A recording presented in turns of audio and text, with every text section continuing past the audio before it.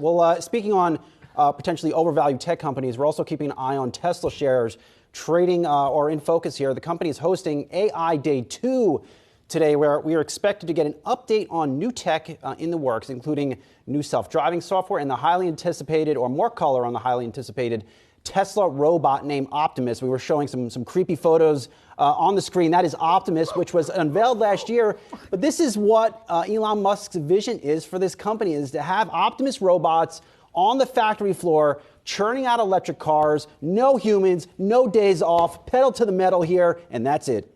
Come with me. That's if you the future. That's the future right there. This is the future. That's the future Tesla worker. All right. Well, the future Tesla worker is only 5'8", and he says, "Come with me if you want to reach delivery Come with me and if you production want targets." a free battery. Yes. Exactly. I mean, the money that's going to need to go into this, yes. I think for Tesla, this isn't necessarily the time to talk about, or yeah, you can talk about the future and what that may look like with this humanoid robot. But investors are just going to be asking, why? Why put cash towards this? Why put resources internally, human resources, towards putting this robot either into production or even prioritizing? It's for the gram, Brad. It's for the gram. All right, so do it for the gram. Great. But what about for the bottom line, for the margins and securing that right now? For Tesla, I think the great thing that they have in this period right now is such a headway in the battery that they've been able to bring to the market for their vehicles, for the revolution of the electric vehicle segment, and that's actually disrupted the automotive segment so much so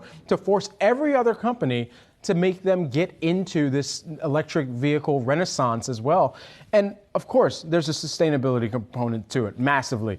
But there's also a brand perception that Tesla has right now that they're going to need to hold on to in order to retain the mindshare and fanfare and potential purchases in the future up against the production capacity that's coming online from a Ford, from a GM, from some of the homegrown brands in China as well. And that's going to be a major differentiator that they're going to have to continue to pitch. Is the battery, is the production, is the delivery cycle ahead of all of those other companies, where companies are taking on reservations for a vehicle that people aren't going to get in their driveways or their garages for another 3 years?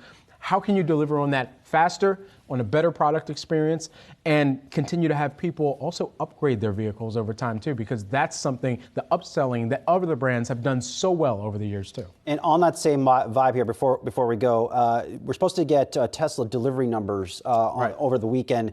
The street's staying pretty bullish on how many cars Tesla was able to have delivered.